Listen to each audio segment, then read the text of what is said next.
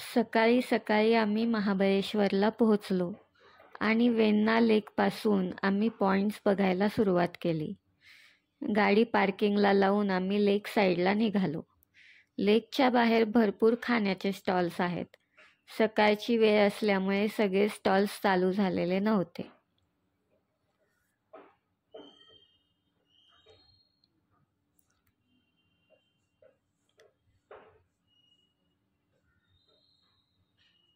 बरेचसे स्टॉल्स अजून पण चालू व्हायचे बाकी होते.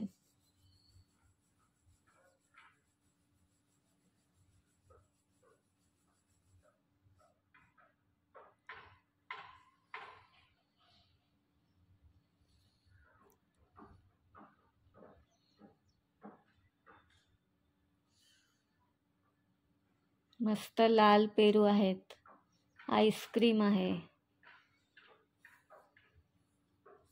या कमानीतून आम्ही आत गेलो. इथे बोटिंगसाठी तिकीट आहे. वेगवेगळ्या बोटिंगचे तिकीट दर वेगळे आहेत.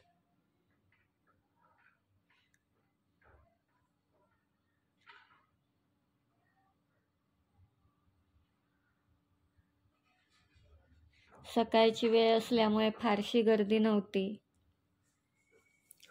भोवती काही फोटो पॉइंट सुद्धा आहेत.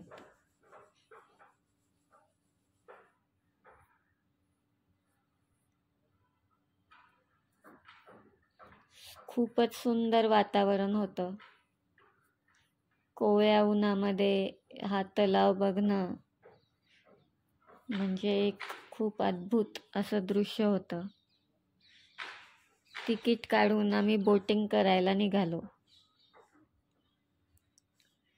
वेण्णा लेक हा भारतातील महाराष्ट्र महाबळेश्वर इथलं एक महत्त्वाचं तलावाचं ठिकाण आहे. 1842 मध्ये सातचे राजा आप्पासाहेब महाराज यांनी हा तलाव बांधला होता. झाडांनी वेढलेला हा तलाव म्हणजे निसर्गरम्य ठिकाण आहे. स्वच्छ पाणी, भोवतालची घनदाट झाडी आणि थंड वातावरण मनाला प्रसन्न करणारं आहे. हे सगळे फोटो पॉइंट्स आहेत. इथं आम्ही सुद्धा फोटो काढले.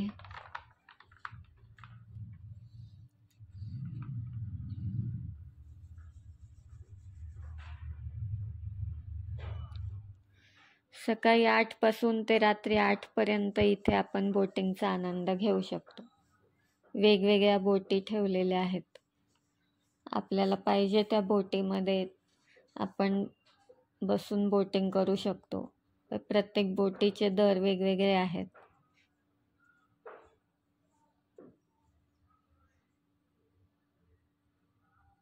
वेण्णा नदीचे उगमस्थान हे महाबळेश्वर इथंच आहे. भारताच्या पश्चिम महाराष्ट्रातील सातारा जिल्ह्यातील कृष्णा नदीची ही उपनदी आहे. वेण्णा नदी कृष्णा नदीला मिळते आणि हा संगम सातारा शहराच्या पूर्व भागात असलेल्या संगम माहुली येथे होतो. कृष्णा नदी ही दक्षिण भारतातील 3 सर्वात मोठ्या नद्यांपैकी एक आहे. सातारा जिल्ह्यातील महाबळेश्वर हे एक लहान शहर आहे. इथे नगर परिषद आहे. कृष्णा नदीचे उगमस्थान असलेले महाबळेश्वर हे हिंदूंचे तीर्थक्षेत्र तर आहेच, शिवाय महाराष्ट्रातील सर्वात मोठे हिल स्टेशन देखील आहे. ब्रिटिश राजवटीत हे शहर उन्हाळी राजधानी म्हणून प्रसिद्ध होते. याचे क्षेत्रफळ 137.51 किलोमीटर आहे. समुद्र सपाटीपासून याची उंची 1353 मीटर आहे.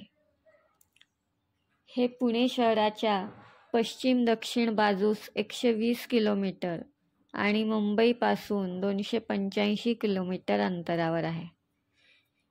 हे 150 वर्ग किलोमीटर क्षेत्रफळ असणारे विशाल पठार आहे.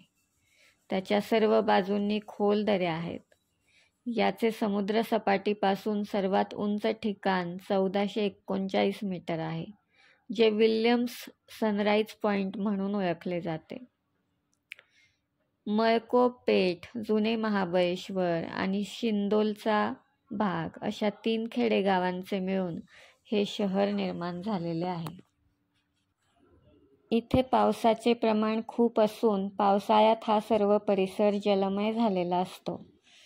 इथलं निसर्ग सौंदर्य खंडाळा, लोणावळा, माथेरानसारखंच खूप आकर्षक आहे. Wilson point, Arthur seat point, Lodwick point हे त्यापैकी प्रसिद्ध डोंगरकडे असून या ठिकाणी पर्यटकांची मोठी गर्दी असते. महाबळेश्वरच्या स्ट्रॉबेरी, रासबेरी, जांभळाचा मध आणि लाल मुळे, गाजरे प्रसिद्ध आहेत. इथला मध तर खूपच चविष्ट आणि प्रसिद्ध आहे. इथे गुलकंदही मोठ्या प्रमाणावर मिळतो. पर्यटकांसाठी इथे जुन्या महाबळेश्वरपासून 7 किलोमीटर अंतरावर खूप प्रेक्षणीय ठिकाणे आहेत. शिवाय 5 मंदिरे आहेत की जी पूर्वीच्या काळातील भारतीय वास्तुकलेचे दर्शन घडवतात. इथे नैसर्गिकरित्या तयार झालेली दर्शनीय ठिकाणे आहेत. ब्रिटिश राजवटीत काही ब्रिटिश इथे विश्रांतीसाठी येत होते, तेव्हा त्यांनी काही ठिकाणांना नावे दिली. 30 नावे आजसुद्धा प्रसिद्ध आहेत. महाबळेश्वर 5 नद्यांचे उगमस्थान म्हणून सुद्धा प्रसिद्ध आहे. वेण्णा लेक महाबळेश्वरपासून 2.5 किलोमीटर अंतरावर आहे. पाचगणी महाबळेश्वर रस्त्यावरती हा पॉइंट आहे. वेण्णा नदीचे पाणी साठा निर्माण केल्यामुळे हा वेण्णा तलाव म्हणून ओळखला जातो. येथे हॉर्स रायडिंग पण आहे. या धरणाच्या मागे घनदाट झाडी आहे, तर शेजारीच प्रतापसिंह महाराजांचे उद्यान आहे. इथे शोभिवंत फुलझाडे आहेत. हा क्लब महाबळेश्वर नगर परिषदेच्या नियंत्रणात येतो. महाबळेश्वरचा पाठीमागील इतिहास पाहिला तर साधारण 1215 मध्ये देवगिरीचे राजे ऋग्वेद यांनी जुन्या महाबळेश्वरला भेट दिली. तेव्हा त्यांनी कृष्णा नदीच्या काठावर झऱ्याच्या ठिकाणी एक मंदिर आणि एक जलाशय बांधले. 16व्या शतकात चंद्रवराव मोरे या मराठी कुटुंबाने पूर्वीच्या राजकुळाचा पराभव केला आणि महाबळेश्वरचे राजे झाले. या काळात मंदिराची त्यांनी पुनर्बांधणी केली. सन 1819 मध्ये ब्रिटिशांनी सर्व डोंगरी भाग साताऱ्याच्या राज्याच्या छत्राखाली आणला. कर्नल लॉर्डविक हे सातारचे स्थानिक अधिकारी होते. ते एप्रिल 1824 मध्ये विभागातील सर्व सैनिक आणि वाटाड्यांना घेऊन ज्या पॉइंटपर्यंत पोहोचले तो पॉइंट आता त्यांच्या नावाने लॉर्डविक पॉइंट म्हणून ओळखला जातो.